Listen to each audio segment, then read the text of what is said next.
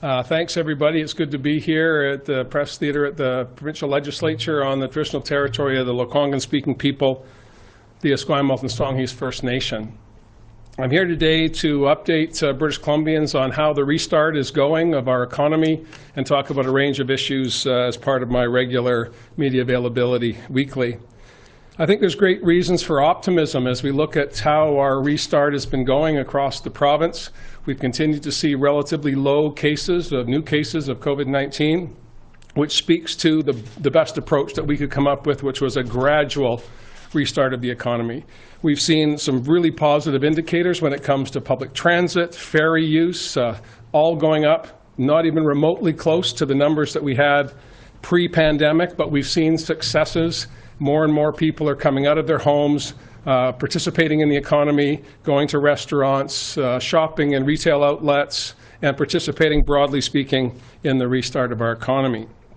We've seen examples like a $500 million investment by CN Rail here in British Columbia. Private sector investments like that are critical to our success going forward, and there are increasing numbers of companies that are looking at British Columbia as having successfully flattened the curve, having a skilled, dynamic, multicultural workforce that can help them advance their business interests. That means more private sector investment, which means more activity in the economy for people. We've also seen 24 television and movie of the week productions return to British Columbia, and we're hopeful that we'll get back to the full complement of TV and movie productions before the end of the summer. Every Thursday, I meet with premiers across the country, and we talk about the issues that are challenging for us collectively.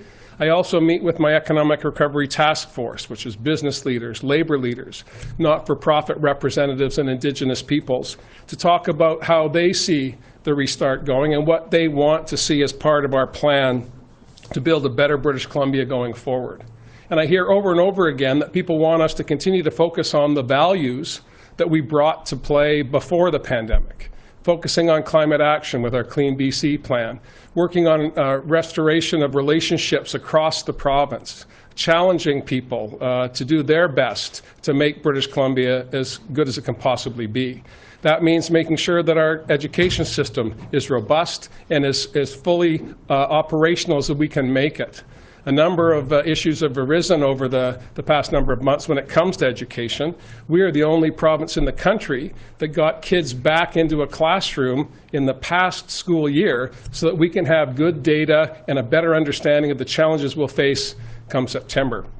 Minister Fleming's been working with stakeholders up to July and will continue to work through the summer so that we can have a robust plan in place so that parents, teachers, and kids can have a good understanding of what the world will look like come September when we reopen our classrooms. So on balance, I'm pretty excited about where we are. I think about the past 4 months have been extremely challenging for British Columbians. We're far from out of the woods. COVID-19 is in British Columbia. We are doing our best to flatten the curve. We're taking advice from public health officials. We're spreading that as far as we can, and the public is responding. I have a friend who's been traveling the province, going from the Lower Mainland to the north to help with the arrival of a new grandchild. And he reports back to me that he has been visiting communities throughout the interior and into the northwest. People are adapting. People are finding ways to make do in this extraordinary time. It's the resilience of British Columbians that have allowed us to be in this privileged position in Canada, quite frankly, where we are tackling the public health issues head on, but also recognizing that our economy needs to continue to operate. Dr. Henry was very helpful in not putting in place obstacles, but rather identifying ways that we could work together in a healthy way so that our economy did not need to come to a complete stop. And we're paying dividends today as private sector investments look to BC as the place to be in the months and years ahead. So with that, I'm happy to answer any questions that you may have. Reminder to reporters on the line, please press *1 to get in the queue for a question. If you've already pressed *1, press it again just to ensure you get in the queue.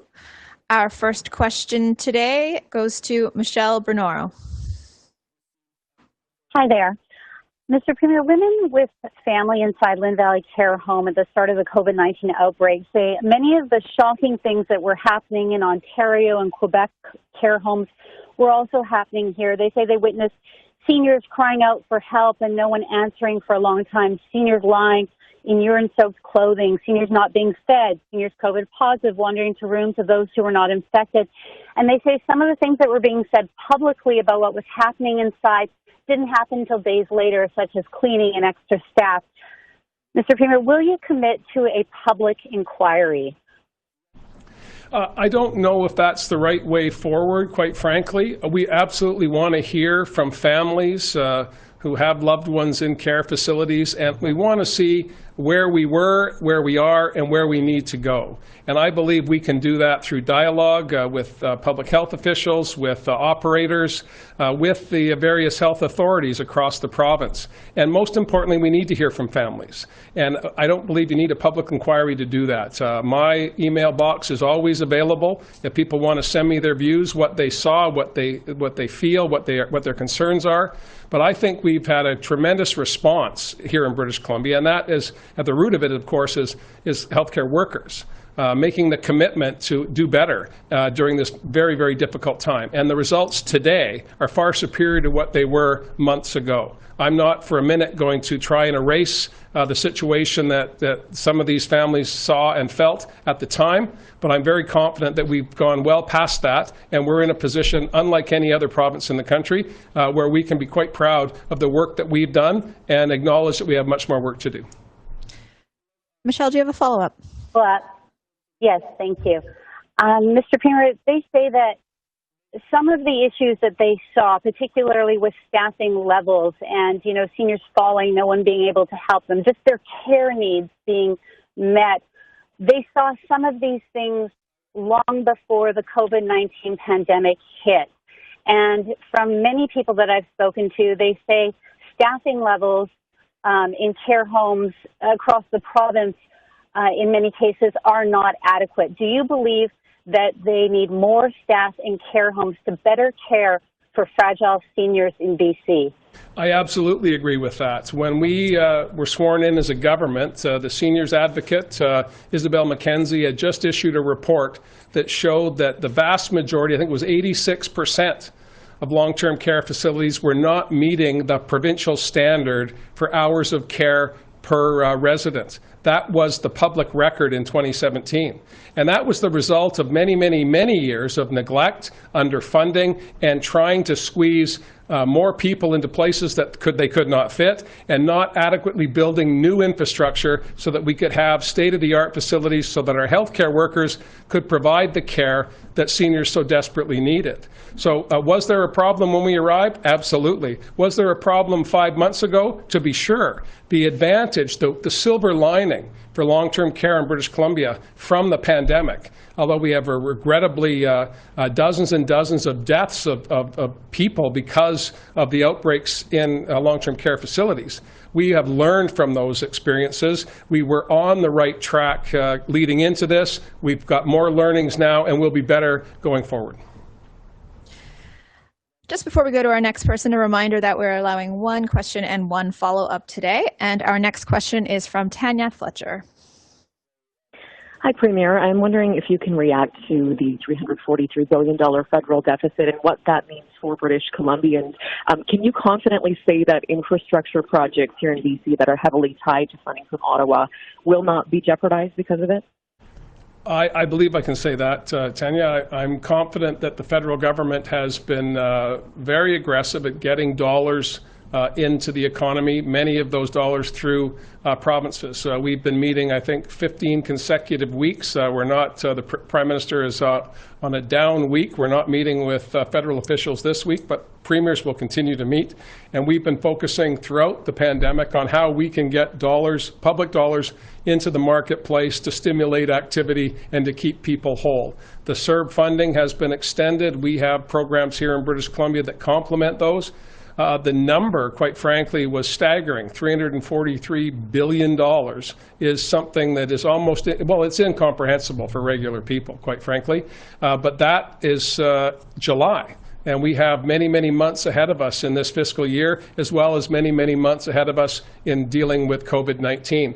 What we need to do here in British Columbia is make sure that those resources that we do have are stewarded appropriately and are targeted on making sure that we get long-term sustainable jobs out of those investments. When it comes to public infrastructure, roads, highways, bridges, schools, hospitals, we'll continue. We have the largest capital plan BC has ever had. We have matching dollars coming from the federal government. Just the last week, Minister Robinson and Minister McKenna from Ottawa announced hundreds of millions of dollars of investments in British Columbia, and there's more to come. I'm very confident that we're going to meet our targets on infrastructure, and we need to, quite frankly, do more. We have now an opportunity to not just keep pace, but to look at where we can make strategic investments, and that's where the $1.5 billion recovery fund is going, and that's what we're having discussions with business, with labor, with regular people through our dialogue for reframing our future online. That's what we're trying to accomplish, is to find the place that British Columbians want us to get to, and we'll put the resources to that. Do you have a follow-up, Tanya? Yes, please. Thank you. On another topic, David Hughes, the former federal government geoscientist, he's a specialist in alternative forms of energy, has crunched the numbers, and he has a new report for the Centre for Policy, Canadian Policy Alternatives. It says LNG production will not help reduce greenhouse gas emissions, and BC will not be on target to meet its emission reductions with the current levels of oil and gas production. So I'm wondering what your response is to that. I haven't seen the reports. I know that our Clean BC plan does have space for the LNG Canada project.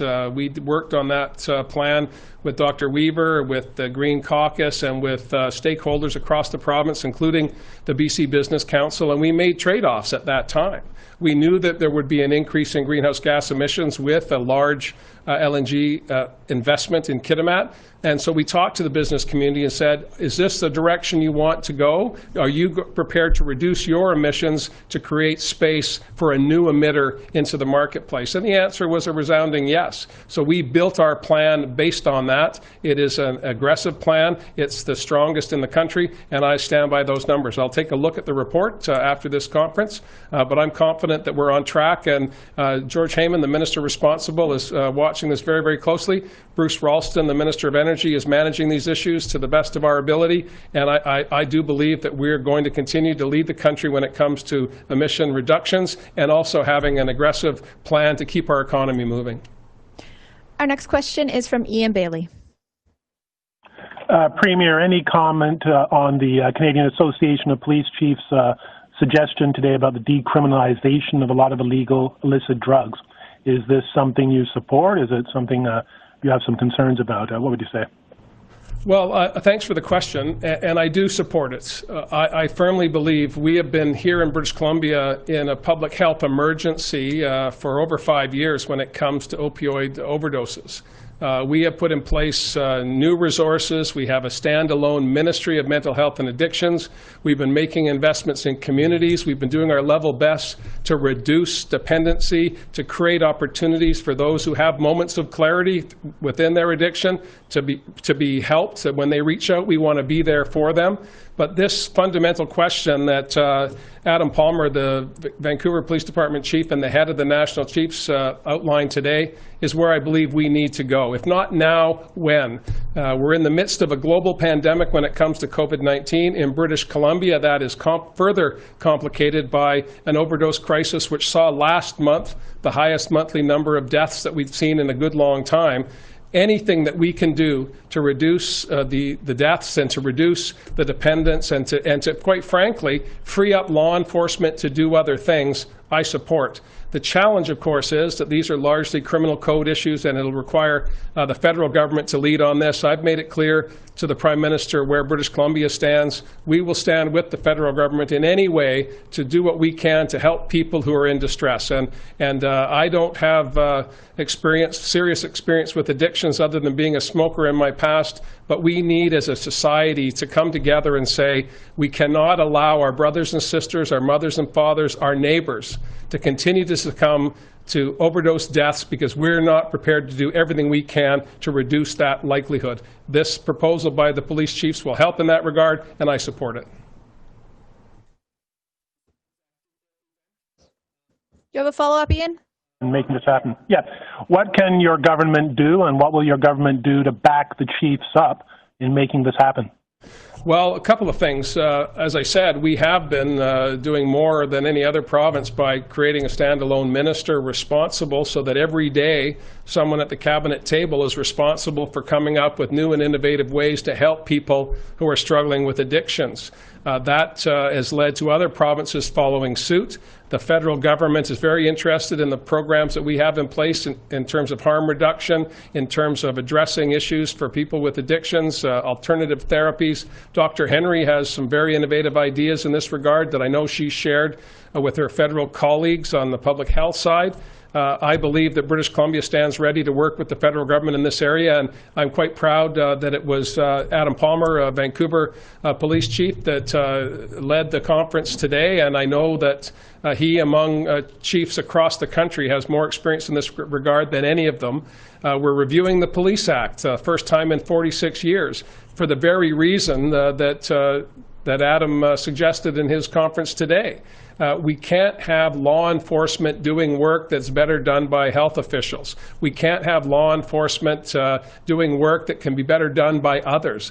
That's a good opportunity for us to have this dialogue and discussion. I'm very pleased that we have an all-party committee that will be spanning the province over the next number of months to listen to British Columbians, to listen to people who are concerned about the lack of trust between law enforcement and community. Dealing with systemic racism is critically important part of that, but there are a whole host of other issues that can and will be addressed by this committee. They'll bring forward recommendations, and it will be an all-party committee. And again, I think if we can remove partisanship from these debates, we get a better outcome. We've seen that over the past number of months when it comes to responding to COVID-19. By having everyone on the same page, regardless of how they vote, allows us to get faster to places where everybody wants us to be. And I think we can do that when it comes to the overdose crisis, and we can do that when it comes to law enforcement. Our next question is from Vaughan Palmer. Good day, Premier. Thanks for taking my call. One setback for the economy last month was the indefinite closure of the pulp mill in Mackenzie. And I gather that you've had a conference call with forest industry. Some people in the industry tell me they thought you were a little hard on the industry, but in any event, you expressed some disappointment. Could you give some indication of what your expectations are of the forest industry, not just in connection with Mackenzie, but in the broader sense going forward, please? Sure. I had a conference call with the Council of Forest Industries a few weeks back. We've been working very diligently, trying to be as cooperative as we can be with an industry, quite frankly, that is in transition. It has been for a number of years, but since we were sworn in 2017, we've seen basically the end of the beetle kill wood, which means that the fiber basket is smaller than it's ever been. The former government was well aware of this. There were numerous reports done over a decade projecting that there was going to be a reduction in capacity within the sector, meaning fewer mills, meaning fewer jobs. I reminded the forest companies that by and large, the forests that they work in are not theirs. They're public forests. They have tenure arrangements, contracts with the people of British Columbia to harvest that wood, and those contracts historically have meant that there'd be a benefit to communities. And the Mackenzie issue is particularly pronounced because there are a number of companies that operate there, Conifex, Canfor, Paper Excellence, and others, all within small Mackenzie. And they all have a responsibility to make sure that the forest work that they do not just benefits their shareholders, but benefits the communities where they operate. We put in place a timber supply table in Mackenzie to bring all of the players together, Indigenous peoples, community leaders, labor leaders, industry leaders at the highest level to work these issues through. We haven't found success yet, but I'm going to continue to work on that. And I wanted to make it clear to industry that I very much value their historic contribution to the economy and the well-being of British Columbians, but they have an obligation to the future as well. And together, we can get there. Separately, we can't.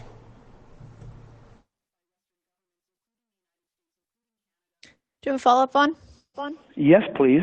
I see at about the same time that Canfor has invested in 3 sawmills in Sweden, purchased them outright. Do you think that's a comment on their part on what British Columbia is like as an investment community these days? I think that's a simplistic response to a complex issue. We're in the midst of yet another battle with the United States with respect to duties on our softwood lumber products. This is a regular occurrence, Vaughan. You've written about this, the great war between Canada and the United States at least a dozen times over your career at different points. So this is not new. But it's different this time because the industry has contracted so much in British Columbia. The beetle wood is a part of that.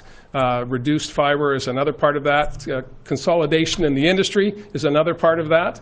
And Canfor will make business decisions in the interest of their shareholders. I respect that. And they have made significant investments in the United States, in Sweden, and in other parts of the world. And that is absolutely their right. But if they're wanting to access public timber in British Columbia, they need to ensure that they're meeting the requirements of participation in our economy here. And I have a very good working relationship with the leadership at Canfor. I have a good working relationship with Kofi. But if we can't speak candidly to each other about challenging times, then we're just dancing around the maypole. I'm not prepared to do that. I didn't seek public office to pacify people. I sought public office to make positive change in people's lives. And I know that we can do that if we all acknowledge that the only way that we can benefit from the bounty in British Columbia is if we have investment. The only way investment will happen is if we have a skilled workforce. And the only way any of that will happen is if we have an acknowledgement and a recognition that Indigenous peoples have rights and title on land in British Columbia. That's an undisputable fact based on successive court rulings, and as well as the obviousness of a nose in the front of your face. So all of us working together on this is the way forward. I am not at all disappointed. I am, in fact, optimistic about our future. Mass timber is an area that the industry said they wanted to pursue. I believe that more value and less volume is the only way that industry will continue to thrive in British Columbia, and I think the vast majority of companies understand that, and we're going to work towards that in the months ahead. Our next question is from Lisa Yuzda. There's been a call from the Prime Minister and Premiers to shift strategies when it comes to dealing with COVID-19 experts, including former public health officers, signing onto a letter asking governments to stop focus on eliminating the virus, but focus on coping with it, also develop a national school strategy. So I'm wondering, in your conversation with the Premiers this morning, does this letter change anything in your approach? Is this part of the conversation with premiers and the feds? I haven't seen the letter, and if you could just say, you said a national something strategy, and it cut out. What I didn't get that part. A national school strategy for returning kids to school. Okay. And so maybe this says that there seems to be growing pressure to work on coping with the virus instead of just eliminating it, and I'm wondering how that might affect the approach here in BC. We have been, our approach, Lisa, from the beginning has been coping with the virus. Dr. Henry's been pretty clear. It's here, and it's going to be here until we find a way to eradicate it, and that's underway internationally. Never before have so many resources and so many incredibly intelligent people been brought together to find a vaccine and to find therapies for COVID-19. In the interim, we have to find ways to manage and cope with the disease. And that's what we've been doing in British Columbia to very good effect. But we're under no illusion that COVID-19 is gone. We now have to figure out how we operate while it's here. And that's why the restart plan that we announced back in May is taking hold now. We see industries or sectors like hospitality, retail, finding ways to operate with the virus at the front of their minds, because public confidence is critical to success in our economy. And if people do not feel safe when they're going shopping, when they're going out for dinner, they're not going to do it. They're going to find some other way to achieve their end results. And that's why we have a plan to cope with the disease. When it comes to education, we are the only province in the country that will have real evidence of how to operate in classrooms and virtually simultaneously, because we've got the month of June to look back on, where 38 or so, almost 40% of kids voluntarily came back to classrooms, so that teachers, administrators in schools and school boards across the province, which are all different, of course. The needs in Quesnel are not the same as the needs in Nelson or in Victoria or in Prince Rupert. So having an approach that is district by district, almost school by school, is far superior in my mind than a national strategy. I listened to the President of the United States talk about his fount of wisdom and knowledge on what's best for public education in the United States. And I say I would prefer to talk to school board trustees, superintendents, teachers, and parents about what's in the best interest of their kids. That's what we've been doing. Minister Fleming has worked very, very hard to get us into classrooms in June so that we can use that information to prepare for September. And we will have, in my opinion, and I don't want to be too boastful, but because we have that experience that other provinces don't have, I think we'll be better prepared for September than any other province in the country. Lisa, do you have a follow-up? I do. And regarding this idea of learning to live with the virus, seeing airlines from the States, hotels here, encouraging Americans to come up, so that it seems like they're sort of hedging their bets about the border opening, seeing this making some British Columbians nervous.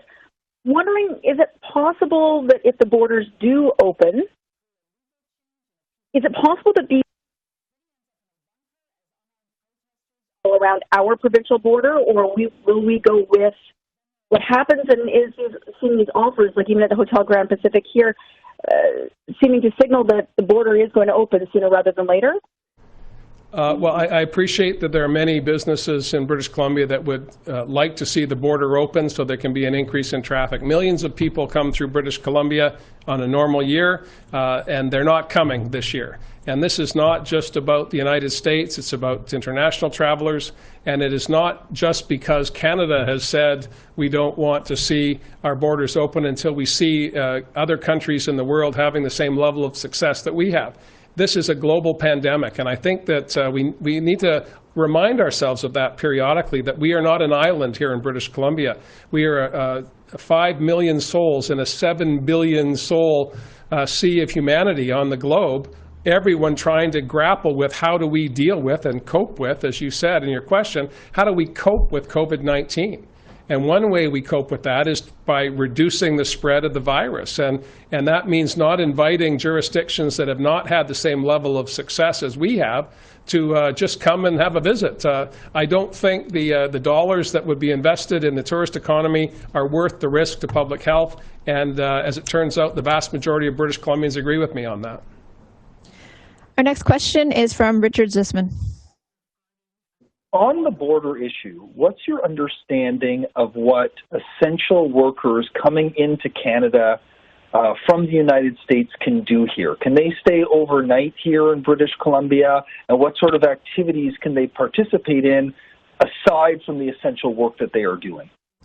Again, those are largely public health issues. Richard, I know you've got access to Dr. Henry and Minister Dix either later today or tomorrow, and they'll be more than happy to answer that question. What I can say is that at the Premier's level, when I'm engaging with other Premiers across the country on the border and on the importance of maintaining supply lines, this was a critical issue in April and May and into June. Now we've got our handle around how we get goods and services into retail outlets so British Columbians can access them. We need to also understand that there's other work that involves people coming into Canada, whether they be consultants, whether they be, in the case of the film industry, front of camera talent or post-production advice to our businesses here in British Columbia. We're going to need to make sure that once the self-isolation period, the quarantine period of 14 days has expired, those individuals, in my opinion, are free to engage in other activities as all British Columbians are, mindful that physical distancing is critically important. If you can't physically distance, you should probably wear a mask. And also, of course, keep your hands as clean as you can and don't scratch your face, which I desperately want to do right now. I'm going to do it anyway. There you go. Sorry. Apologies. Driving me crazy. 3 questions. Follow up, Richard. Sorry. I do, and this one is more political. We're seeing some businesses, Brandy Show Lounge, most publicly, declaring that they are no longer going to accept Americans coming into their establishment. Do you believe that it's good business for BC businesses to say Americans are not allowed into our establishment during this pandemic? And do you see that as a potential way to protect from the spread of the virus? Well, again, businesses will make their own choices on how they operate. That particular business, I don't know if singling out Americans is the issue. I think, as my understanding of the briefing I've had, is that there were too many people in a confined space without adhering to the WorkSafe BC guidelines that were developed with public health. So I won't comment on the business practices of one company. I will say it would be interesting to be involved in the contact tracing calls when it comes to that establishment. And we have time for one more question today, and that'll be from Fran Yanner. Thank you. Hello, Premier. My question is on the tiny house warriors near Blue River who are protesting the Trans Mountain expansion. You may be aware of this sort of escalating dynamics happening over there. Recently, two First Nation chiefs denounced the encampment and their tactics, and then called on the group to leave. And the First Nation chief, Shelley Long, said at a public meeting, it's the province's job to control the protest or end it, and that they were going to approach the province. She also said that she thought it was her impression that you were against the pipeline, and that might be an explanation for the government's unwillingness to act in terms of ending this protest. Do you have a comment? Well, certainly I've not heard directly from the chief. It hasn't come to my desk if she has corresponded with me. I do know that the title holders on the land should be the ones that make determinations about what takes place on that land, particularly if it is a demonstration that's highlighting Indigenous rights and title. So obviously I defer to the chief to make determinations on her land about what happens there. With respect to the pipeline itself, we have gone to court. We have put in place regulations. We have done everything we can to draw attention to our view that Vancouver as an export terminal for diluted bitumen is not the best use of our gateway to the world, and Vancouver and British Columbia certainly wants to make sure that we're protecting those things that are special to us. And my job, and now that the decisions have been made, Supreme Court rulings have been rendered, the federal government bought the pipeline, is to make sure that the proponent is living up to the requirements of their environmental certificates, and that we're doing everything we can to protect the coast. With respect to the corridor and those that may well be trespassing on it, I'll leave that to the title holders. If there's been a call to me to have something done, I don't direct law enforcement. If there are laws being broken, the police should address that. And again, if the chief has more issues, I'm happy to talk to her about it. Do you have a follow-up, Fran?